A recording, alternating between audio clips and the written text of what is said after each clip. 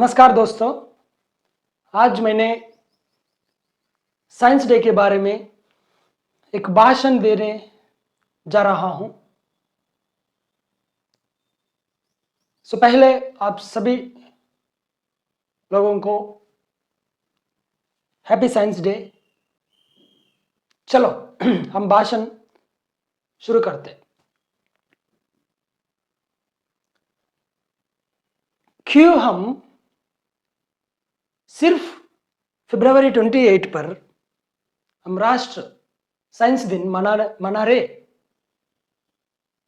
क्यों क्यों सिर्फ फरवरी 28 पर? क्यों नहीं दूसरे दिन पर? क्योंकि मालूम, क्योंकि मतलब इसी दिन पर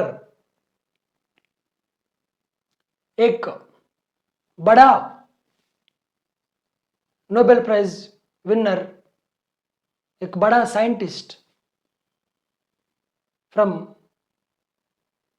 हमारा इंडियन नेशन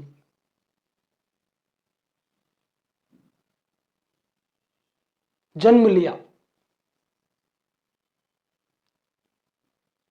वो कौन है? वह कौन है?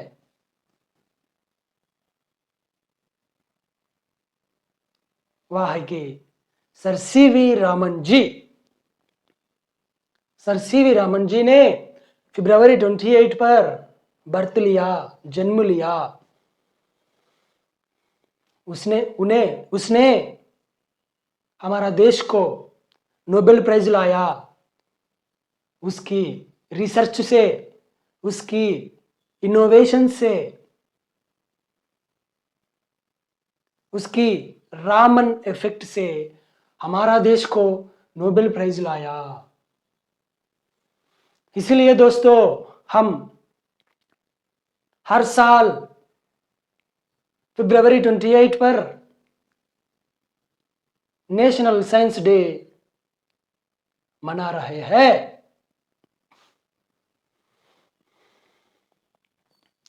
और दोस्तों, क्या है ये साइंस? क्या है ये साइंस? मतलब क्या है? साइंस का मतलब क्या है? साइंस का मतलब यही है कि जानना,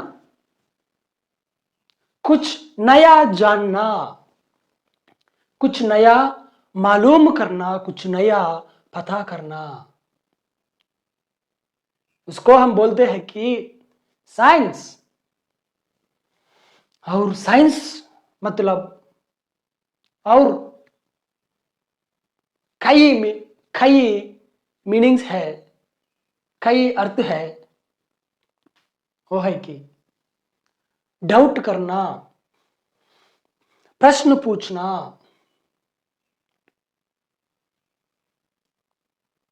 चलो हम एक साइंटिस्ट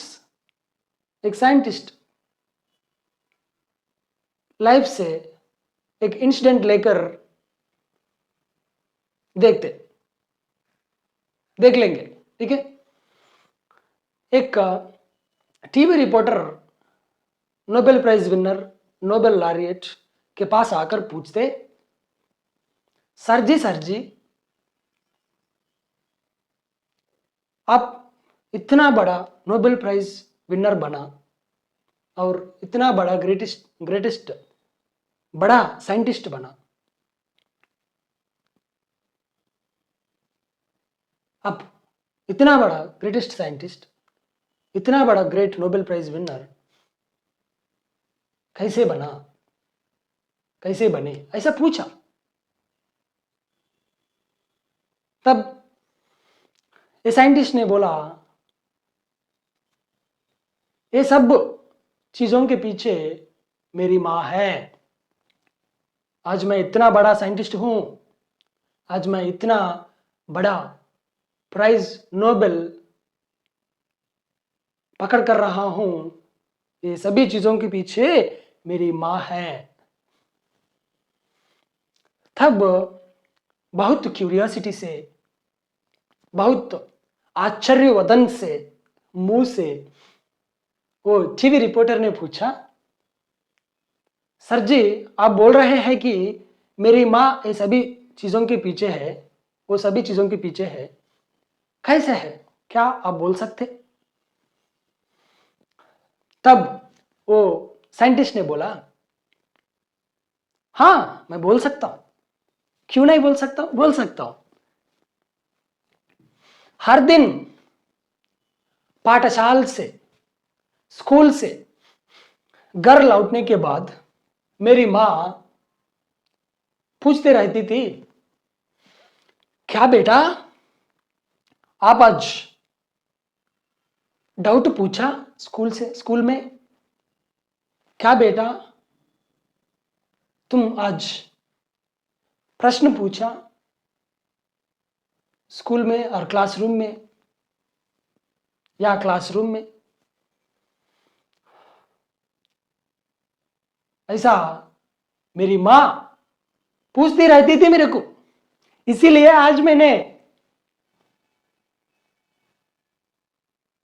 एक बड़ा साइंटिस्ट बना, नोबेल प्राइज भी मेरे को मिला, क्योंकि मेरी माँ ऐसा पूछती रहती थी। इसीलिए मैंने हर दिन क्लासरूम में, स्कूल में प्रश्न पूछते रहता था और प्रश्न और डाउट पूछते रहता था। इसीलिए मेरे दोस्तों और मेरे बच्चों और मेरे प्यार विद्यार्थियों, आप सब प्रश्न पूछना, आप सब डाउट्स पूछना। क्या तुमको मालूम, क्या आपको मालूम, कन्फ्यूशियस बोलते हैं कि if you ask doubt, you will be seemed as a fool for minute, but if you don't ask a question, you will be remained as a fool for lifetime. अगर तुम प्रश्न पूछे तो बस एक ही मिनट के लिए तुम फूल की जैसा दिखेगे बाकी लोगों को।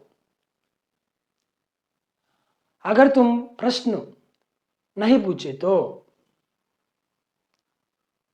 पूरा जिंदगी, तुम्हारा जिंदगी भर तुम फूल ही रहेगे।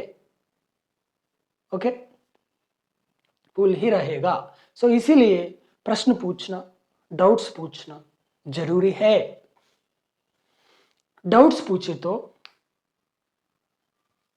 तुम्हारा थिंकिंग प्रोसेस बड़ा होगा।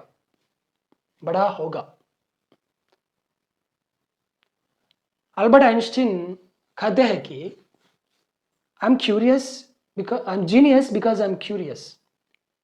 मैं जीनियस हूं क्योंकि मतलब मैं क्यूरियस हूं। मैं हर चीज को क्यूरियोसिटी से देखता हूं। मैं हर चीज को क्यूरियोसिटी से देखते रहता हूं। इसीलिए मैंने जीनियस बना। इसीलिए ये दुनिया मेरे को जीनियस की जैसे देखते, बड़ा बनकर देखते।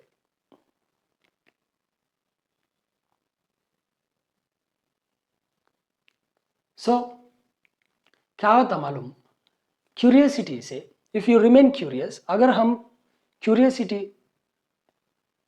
रख कर रहे तो हम लर्न ए लॉट, हम ज़्यादा सीखते। हम जब ज़्यादा सीखते तब हम क्रिएटिव बनते। जब हम क्रिएटिव बनते हम बहुत नॉलेजेबल होते। जब हम नॉलेजेबल होते तब हम ग्रेट होते। सो इसलिए मेरे प्यार बच्चों, मेरे प्यार स्टूडेंट्स, मेरे प्यार विद्यार्थियों, डाउट्स पूछो, क्यूरियस रहो, क्वेश्चंस पूछो।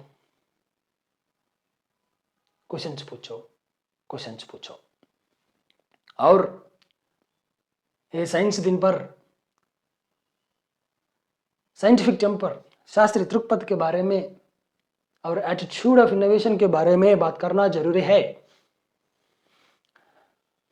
क्या तुमको मालूम, ये दुनिया